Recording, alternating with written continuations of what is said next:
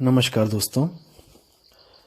तो आज आपको हम बताएंगे कि क्यों कुछ लोग कबीर साहब को अज्ञानी समझ लेते हैं, अधूरे समझ लेते हैं। क्यों कबीर साहब को वो अच्छी तरह समझ नहीं पाते कि वो क्या बात कर रहे हैं। बाणियाँ उनकी ही लेंगे, अपना जो उल्लू सीधा करना जिसको कहते हैं कि अपनी बात मनवाने के लिए प्रमाणित उनकी ही बाणियाँ लेंगे कि देखो कबीर साहब भी कह रहे हैं। लेकिन सारा कुछ सिद्ध करने के बाद क्या कहेंगे कि हाँ देखो कबीर साहब ये कहते थे, लेकिन उनको उस चीज़ का ज्ञान नहीं था, इसलिए वो किसी सतलोक नामक किसी निम्न लोक में चले जाते हैं और जन्म मरण में फंसे रह जाते हैं। अब विचार करना दोस्तों, आपने देखा होगा कि कोई एक टीचर होता है जो पीएचडी करके आता है स्कूल में, और उसको पूरे स्कूल में हर क्लास के बच्चों को पढ़ाना होता है। वो 10वीं वालों को भी पढ़ाता है, अगला पीरियड जैसे होता है वो 12वीं वालों की कक्षा में जाता है, उसके बाद वो बीएससी वालों को भी पढ़ाता है। तो अलग अलग कक्षाओं में जाके वो अलग अलग बच्चों को ज्ञान देता है, ज्ञान समझाता है, लेकिन उसके ज्ञान में कोई कमी नहीं होती। वो पीएचडी कर चुका है। 10वीं वालों के पास जाके वो केवल 10वीं के सिलेबस के बारे में बताता है, और 12वीं वालों के पास जाकर वो केवल 12वीं के सिलेबस के बारे में बताता है, और बीएससी वालों को जाके वो बीएससी का सिलेबस समझाता है।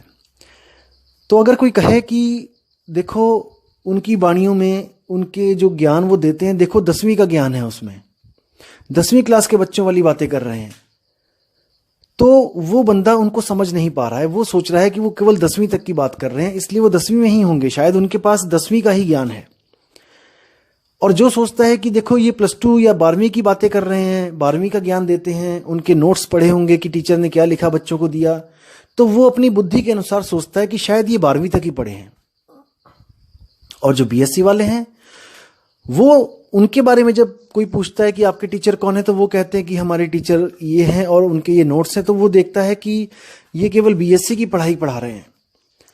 हालांकि आपको भी पता है कि जो टीचर होता है वो पूर्ण होता है, और वो हर बच्चे को उसी के लेवल की बुद्धि के अनुसार पढ़ाता है। अगर कोई टीचर फर्स्ट क्लास के बच्चे को जाके 10वीं क्लास की पढ़ाई कराने लग जाए, तो वो आपको भी पता है कि वो समझ नहीं सकता। इन महाशय के साथ भी कुछ ऐसा ही अनहोनी घटना हो गई है, जो ये समझ नहीं पा रहे हैं कि कबीर साहब किसकी बात कर रहे हैं, कहाँ की बात कर रहे हैं। क्योंकि देखो धर्मदास की जो बुद्धि थी वो कहाँ तक काम करती थी। धर्मदास मूर्ति पूजा करते थे। आपको भी पता है कि धर्मदास और उनकी पत्नी जो थी वो मूर्ति पूजा करते थे।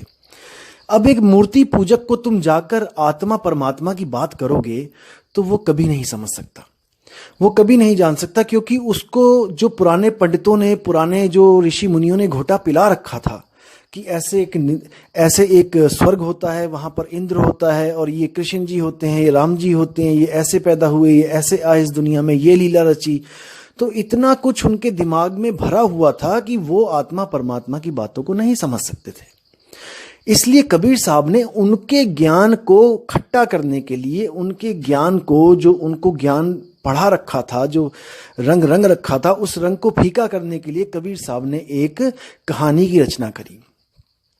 उस कहानी की रचना क्या करी कि एक सत्पुरुष था, सत्पुरुष के द्वारा ऐसे ऐसे हम पैदा हुए, और हम लोग काल के चक्कर में आके यहाँ फंस गए, और वही काल की जो घरवाली है वो शेरावाली माता है, और उसके 3 बच्चे हैं जो ब्रह्मा विष्णु महेश हैं, और उनसे ये सृष्टि चल रही है।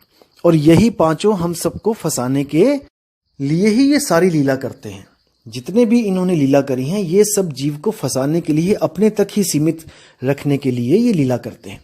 जब ये ज्ञान धर्मदास जी ने सुना और ये भी पूछा कबीर साहब से कि क्या ये सत्य है, देखो एक बार में विश्वास नहीं किया, उन्होंने समझाया कि हाँ यही सत्य है, तो उनके मन से इन 5 के लिए श्रद्धा खत्म हो गई। देखो पहले तो आपकी श्रद्धा खत्म करवानी पड़ेगी, जिन आप पुरानी श्रद्धाओं में लगे हुए हो। अब ये तो हो गई ये कहानी जो धर्मदास की श्रद्धा खत्म करने के लिए बताई गई, क्योंकि धर्मदास के पास इतना विवेक नहीं था कि वो आत्मा और परमात्मा को समझ सके। क्योंकि अगर इतना विवेकी होता तो पत्थरों को पूछता ही ना, वो पत्थरों की तरफ देखता ही ना। उसको पता होना चाहिए था कि जड़ और चेतन में क्या फर्क है। पत्थर निर्जीव है, पत्थर तो अपनी सफाई खुद भी नहीं कर सकता। आप मूर्ति बना लो, उसकी भी सफाई एक चेतन आत्मा से ही करवाई जाती है। एक चेतन जीव से ही करवाई जाती है। इसलिए इन महाशय ने क्या सोचा कि सतलोक जो है वो वही लोक है जहां से कबीर साहब आते हैं।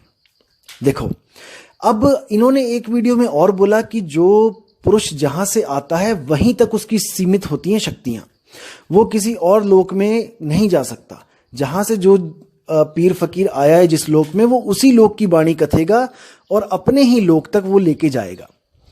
अब सोचो, अगर कबीर साहब केवल सतलोक से आए हैं, जो इसके कहने के अनुसार जो निम्न लोक है, तो कबीर साहब की वाणियों में अलख लोक, अगम लोक, अनामी लोक के पुरुषों की व्याख्या क्यों है कि वहां पर जाओगे, सतलोक तक जाओगे तो इतने करोड़ सूर्य का प्रकाश होगा, आगे अलख लोक में जाओगे तो अरबों सूर्य का होगा, आगे लोक में जाओगे खरबों सूर्य का होगा। क्या कबीर साहब वहां गए हैं? क्या कबीर साहब ने वहां जाके अलग अलग पुरुषों को देखा है?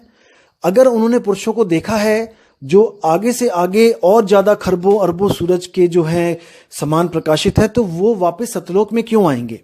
क्योंकि सतलोक से ज्यादा तो अलख लोक में सूरज चमक रहे हैं, उससे ज्यादा तो अकह लोक में चमक रहे हैं, अनामी लोक में चमक रहे हैं। तो कोई अपनी आत्मा के साथ इतना बड़ा धोखा कैसे कर सकता है कि वो अच्छी वस्तु छोड़ के घटिया लोक में आ जाए? आप खुद सोचिए, आपके पास मौका है कोई भी चीज लेने का बाजार से, आप अच्छी चीज लेके आओगे कि घटिया चीज लेके आओगे, और परख करने के बाद आपको पता भी लग गया कि ये आदमी घटिया चीज दे रहा है, तो क्या आप उस चीज को आप उसको एक्सेप्ट करोगे? कभी नहीं करोगे। तो इसकी बुद्धि जो है वहीं तक चल रही है जहां तक ये चलाना चाहता है। जहां तो इसको लगता है कि आत्मज्ञान के कुछ प्रमाण देने चाहिए, वहां तो ये कबीर साहब की वाणियां आपको प्रमाणित कर देता है कि देखो कबीर साहब कह रहे हैं कि आत्मा के बारे में ऐसे ऐसे कह रहे हैं। लेकिन क्योंकि इसको स्वयं को सिद्ध करना है और बाकियों को नकली बताना है, इसलिए ये उनकी 10वीं क्लास की जो वाणियां हैं उस टीचर की, वो वाणियां दिखा देता है कि देखो ये कबीर साहब की वाणियां ये कह रही हैं। अरे भाई, कबीर साहब 10वीं वाले को भी पढ़ा रहे हैं, कबीर साहब 12वीं वाले को भी पढ़ा रहे हैं, कबीर साहब पीएचडी वालों को भी पढ़ा रहे हैं, क्योंकि वो ऑलराउंडर हैं। उनको सब पता है कि कौन कितने पानी में है। लेकिन आप समझ नहीं पाए, इसलिए आपको ऐसा लगता है कि शायद वो अज्ञानी है।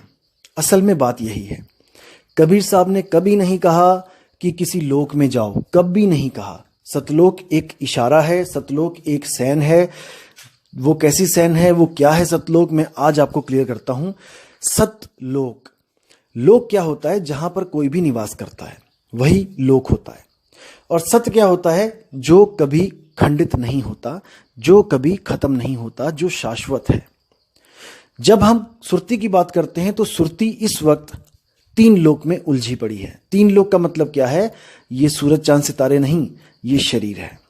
इसी शरीर में 3 लोक हैं। जो पिंडे सो ब्रह्मंडे, जो बाहर आपको ब्रह्मांड दिखाई दे रहा है वही सूक्ष्म रूप में इस पिंड में डिट्टो कॉपी है। तो साहिब कहते हैं, सुरत फसी संसार में तासे परगेव दूर, सुरत बांध स्थिर करो आठों पहर हुजूर। जो सुरती फंसी है इस देह में फंसी है। और 3 लोक क्या है? 3 लोक है देह में, रोम रोम में धाम, सतगुरु बिन ना पाइये सार शब्द निज नाम। अब इन्होंने बोला है कि 3 लोक है देह में, इसी देह में तीनों लोक की कॉपी आपको मिल जाएगी। और सुरती इन्हीं 3 लोक के चक्कर में फंसी है। इन 3 लोक से जो न्यारा, यानी शरीर है 3 लोक, अब शरीर से न्यारा क्या है? वो है आत्मा। जब तक वो आत्मा को नहीं प्राप्त करेगी, जब तक वो इस ही शरीर में रहेगी और इसी शरीर से जन्म और मरण के चक्कर में पड़ी रहेगी। तो दिक्कत यहां पे आती है कि ये अपने अलावा किसी की भी बात को सत्य नहीं मानना चाहते हैं। दिक्कत ये है, ये चाहते हैं कि इनको जो अनुभूति हो गई है बस वही परम सत्य है। ये एक तरह से स्वयंभू बन गए हैं, स्वयंभू। तो स्वयंभू के लिए कबीर साहब ने बोला है कि बड़े बड़े स्वयंभू यहाँ पे आए जिन्होंने बिना गुरु के ज्ञान प्राप्त किया, जैसे महात्मा बुद्ध भी थे। तो उन स्वयंभू, वो स्वयंभू भी उस तत्व को नहीं प्राप्त कर पाए जो निहित तत्व है, जो तत्वों से परे है। उसको तत्व क्यों बोला? क्योंकि उसकी भी कोई हस्ती है। जैसे 5 तत्वों की अपनी अपनी हस्ती है, वैसे ही उसकी भी अपनी हस्ती है, लेकिन वो इन 5 तत्वों जैसा नहीं है। ये 5 तत्व माया के अधीन है, ये बदलते रहते हैं, ये बनते और बिगड़ते रहते हैं। लेकिन वो जो निहित तत्व है वो बनने और बिगड़ने से न्यारा है। वो कभी नहीं बनता बिगड़ता, इसीलिए उसको सच्चा शब्द बोला गया है, सच्ची नाद बोली गई है, सच्ची धुन बोली गई है। लेकिन ये धुन अनहद धुन से कैसे अलग है ये आपको मैं अगली वीडियो में बताऊंगा, क्योंकि अभी धुन में भी कंसेप्ट क्लियर करना है कि धुन क्या होती है। आधों को तो ये भी नहीं पता है कि धुन होती भी है, और कुछ को पता है कि धुन होती है, लेकिन धुन और धुन में फर्क है। सार शब्द की धुन और अनहद धुन में फर्क है। वो क्या फर्क है वो अगली वीडियो में आपके साथ शेयर करूंगा। तब तक के लिए आप इस वीडियो पे विचार करें, और कोई भी सवाल हो तो आप मुझे मेल कर सकते हैं। साहिब बंदगी सतनाम।